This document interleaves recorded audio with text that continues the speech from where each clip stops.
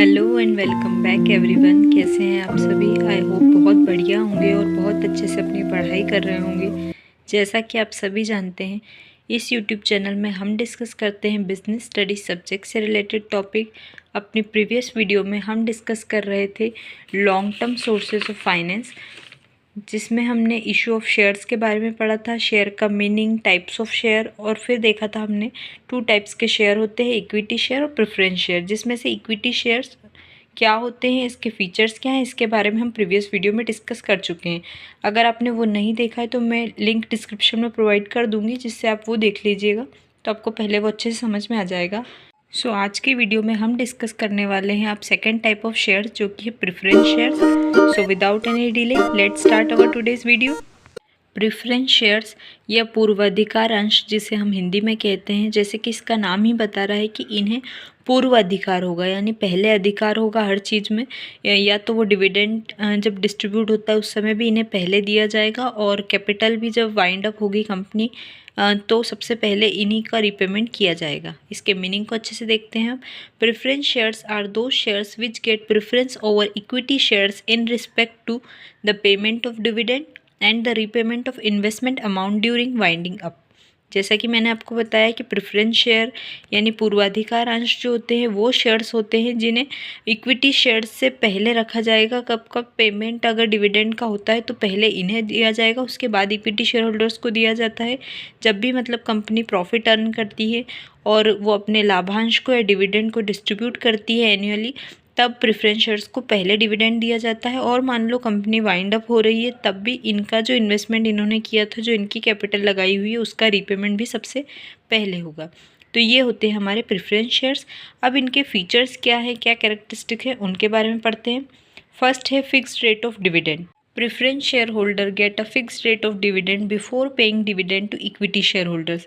जैसा कि अभी हमने पढ़ा इसकी मीनिंग के बारे में कि जो प्रेफरेंस शेयर होते हैं इनको पहले डिविडेंड दिया जाता है और एक फ़िक्स्ड रेट होता है इनके डिविडेंड का, जो कि इक्विटी शेयर होल्डर से पहले इन्हें दिया जाता है। आपको याद होगा हमने इक्विटी शेयर्स के बारे में पढ़ा था, तो उनका कोई फ़िक्स्ड रेट नहीं होता डिविडेंड का। मतलब जो बच गया लास्ट में वो इक्विटी शेयर होल्डर्स को मिलता है प्रेफरेंस शेयर होल्डर्स को देने के बाद में।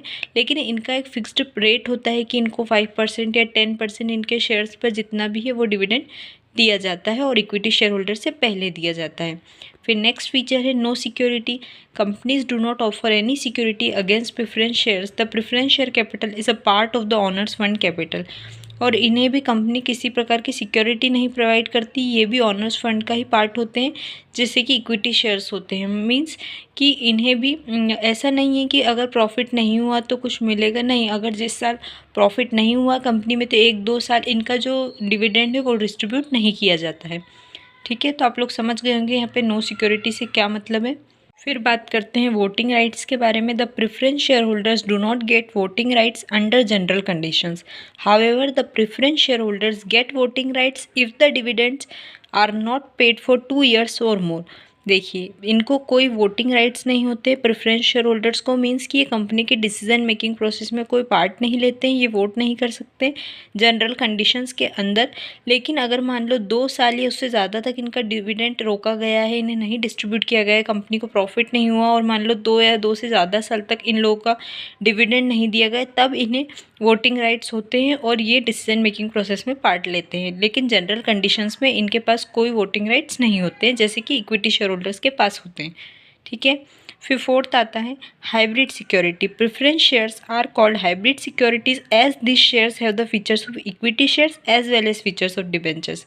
देखिए, इन्हें हाइब्रिड सिक्योरिटी वाले शेयर भी कहा जाता है, क्योंकि इनमें इक्विटी शेयर्स के फीचर तो है ही, साथ में डिबेंचर्स के भी हैं। कैसे हैं? Like equity shares, preference shares gate dividend only when company is earning profit, and like debentures preference shares gate a fixed rate of return. देखिए, प्रेफरेंस शेयर को हाइब्रिड सिक्योरिटी इसीलिए कहा जाता है क्योंकि इनके पास इक्विटी शेयर्स के भी फीचर होंगे और डिबेंचर के भी। इक्विटी शेयर की तरह इन्हें डिविडेंड दिया जाता है अगर प्रॉफिट होगा, और एक फिक्स रेट ऑफ रिटर्न होता है इनके पास, जैसे कि डिबेंचर में होता है कि एक फिक्स परसेंटेज होता है। वो आगे हम पढ़ेंगे अगली वीडियोज़ में डिबेंचर के बारे में, कि एक प्रकार का ऋण पत्र, एक लोन होता है जिसमें एक फिक्स रेट में आपको इंटरेस्ट देना पड़ता है।